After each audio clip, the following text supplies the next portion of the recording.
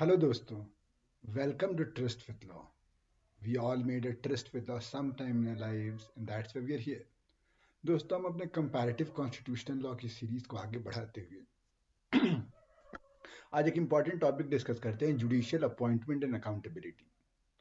तो दोस्तों, अगर हम 120 आर्टिकल 124 ऑफ द कॉन्स्टिट्यूशन देखें and the corresponding 214 of the constitution, sorry not 214, high court के लिए थोड़ा लेट है। तो 124 में कहता है कि द प्रेसिडेंट विल अपॉइंट जजेस of supreme court in consultation with chief justice of India and governor, मतलब एंड सच अदर जजेस एज ही डीम नेसेसरी। अब क्वेश्चन ये है कि what does this mean, consultation का मतलब क्या है। और इस पे हमारे क्वेश्चन आते हैं जुडिशियल अकाउंटेबिलिटी। जैसे क्वेश्चन ये था कि judiciary is considered the safest option, discuss in light of judicial accountability and appointment. तो दोस्तों, कॉन्स्टिट्यूंट असेंबली में तो इसका मतलब कॉन्स्टिट्यूशन में क्या दिया था कि प्रेसिडेंट अपॉइंट करेगा, obviously in the with the aid and advice of council of ministers, but in consultation with chief justice of India and such other जजेस आर डीम नेसेसरी। अब ये कंसल्टेशन पे एक्सक्यूज मी, कंसल्टेशन पे judgments हैं कि भाई what does consultation mean. लेकिन इससे पहले let's take a step back. Constituent assembly में जब ये प्रपोज हुआ था तो इसका लोगों ने विरोध किया था, जैसे सिब्बल लाल सक्सेना, केटी शाह। इन्होंने बोला था कि this will make judiciary in the hands of, मतलब कंप्लायंट जुडिशरी आ जाएगी इससे, क्योंकि executive has been given a larger role. इसलिए उन्होंने प्रपोज किया था कि भाई पार्लियामेंट से रेटिफाई करो, 2/3 ऑफ द पार्लियामेंट उसको रेटिफाई करे। दिस इज सिमिलर टू जो यूएस में होता है। यूएस में प्रेसिडेंट अपॉइंट करता है जजेस of supreme court, but it has to be ratified by senate. तो ऐसा प्रोपोजिशन आया था, बट देन इसको अंबेडकर ने रिजेक्ट किया था कि उससे अगर पार्लियामेंट का रोल देंगे तो एक तो प्रोसेस डिले होगी और दूसरी अननेसेसरी पोलिटिसाइजेशन हो जाएगा। फिर एक और सजेशन आया कि क्यों ना जजेस ही अपॉइंट करेंगे, जैसे चीफ जस्टिस कहीं मतलब प्राइमरी रोल दे दिया जाए। बट देन अंबेडकर सेड कि this will create a situation of imperium in imperio, मतलब empire inside another empire. And he said कि this is living too much on the on the wisdom and मतलब sense of propriety और integrity of the chief justice which is a single person. On the other hand, which is मतलब चाहे वो हम तब council of minister के हाथ में छोड़ दें, मतलब प्रेसिडेंट के हाथ में छोड़ दें, बिकॉज यहाँ पे तो it's not a single person, he will act on the aid and advice of council of minister. दूसरा, अगर काउंसिल ऑफ मिनिस्टर कुछ गलत एडवाइस देगा तो they have to face the people, जबकि चीफ जस्टिस ऑफ इंडिया तो accountable है नहीं। तो फाइनली अभी जो प्रेजेंट स्टेटस है वो दिया गया कि प्रेसिडेंट अपॉइंट करेगा इन consultation with chief justice. But अब इसमें इस पे सबसे पहले केस आया था SP Gupta versus president of India, which is called the first जजेस केस। इसमें पीएन भगवती ने जजमेंट लिखा और उन्होंने बोला था कि it is consultation not concurrence या कंसेंट। तो इट्स द मतलब दोनों को रोल दिया गया, प्रेसिडेंट को भी और चीफ जस्टिस को भी, हु विल रिप्रेजेंट द, तो ये एग्जीक्यूटिव ओपिनियन देगा और ये जुडिशियल ओपिनियन देगा, and then will have the best man for the job. तो बट तो ये आया था कि 1981 में। और 1993 में supreme court advocates on record versus union of India एक केस हुआ, इट वाज द सेकंड जजेस केस। और उसमें court went back on the first जजेस केस में जो बोला गया था, एंड दे सेड कि consultation means concurrence and there has to be primacy of the opinion of chief justice of India who will represent the judiciary's view. नहीं तो पहले चीफ जस्टिस ऑफ इंडिया ही बोला गया था, इनफैक्ट ये तो third जजेस में कि वो किसका व्यू रिप्रेजेंट करेगा। तो एक लॉ ले डाउन किया गया, आर्टिकल 142 कहता है कि supreme court can declare a law. तो law of the primacy of the opinion of chief justice of India in the appointment of जजेस, एक तरीके का ये ले डाउन किया गया, डिक्लेयर किया कोर्ट ने। और रीजन उसका यही था कि दे सेड कि it's the chief justice of India जो कि एडवाइस मांगेगा जजेस और एडवोकेट से, they know more about the conduct and the uprightness of the जज and therefore they should have the primary role. अब 1998 में थर्ड जजेस केस आया था, which was the presidential reference made under article 143।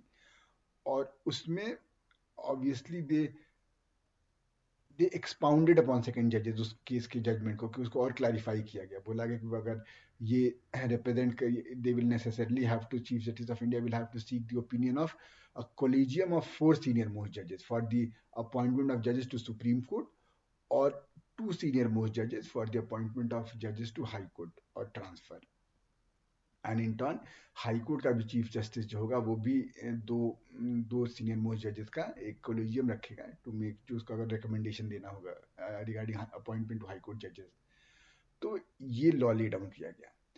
But again इससे हम क्या देख रहे हैं कि इससे एक तो ओपिसिटी आ जाती है which has led to the uncle जजेस सिंड्रोम. क्योंकि मतलब विच इज अ मतलब you which is a very fancy term for saying that there is a lot of मतलब भाई भतीजावाद इन जुडिशरी. आप देख सकते हैं कि कुछ पर्टिकुलर टाइटल्स हैं which are very prevalent in judiciary, not to name content मुझे नहीं लगाना है अपने पे. तो इसलिए वो कहते हैं कि ओपेसिटी आ गया, अकाउंटेबिलिटी नहीं है. Democracy works on the principle of accountability, वो वही नहीं है क्योंकि जजेस अकाउंटेबल तो है नहीं. किसी को उन्होंने अपॉइंट कर दिया, किसी को नहीं किया, इसका आप क्या करेंगे. तो इसको ध्यान में रखते हुए एक बिल आया था नेशनल जुडिशियल अपॉइंटमेंट कमीशन, और ये पास हुआ 2015 में.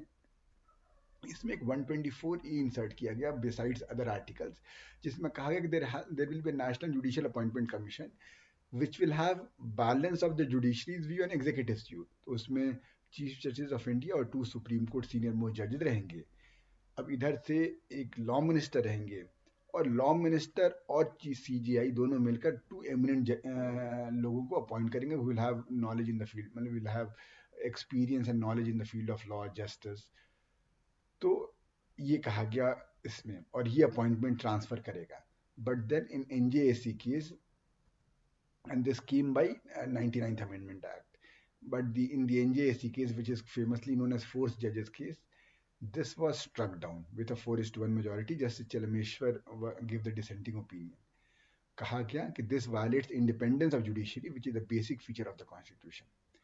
अच्छा, इस पे although this is not related to this, लेकिन just to make your answer more interesting, generally a law is declared void, मतलब law की validity test करते हैं on the constitution. Basic structure is only used to test the validity of the constitutional amendment. लेकिन यहाँ पे NJAC act को void कहा गया based on कि independence of judiciary is part of basic structure, और independence of judiciary violate हो रही है. क्यों? क्योंकि सेकेंड जजेस केस में कहा गया law of primacy of the opinion of CJI in the appointment of जजेस कहा गया है, and this parliament by a law cannot override a judgment of the supreme court. और यहाँ पर वो बैलेंस इंश्योर कर रहा है, तो इसलिए इट वाज स्ट्रक डाउन. अब इंडिपेंडेंस, लेकिन दिस पर से डजंट इंश्योर इंडिपेंडेंस. जैसे आप इसके बारे में अब इसके बाद कंक्लूजन में लिखा जा सकता है कि in fact most of the famous judges जिनको हम मतलब whose judgments are appreciated worldwide, वो लोग वो judges थे जिनको प्रीवियस मतलब प्री कोलिजियम सिस्टम में अपॉइंट किया गया था. जस्टिस कृष्णा आई है, जस्टिस भगवती.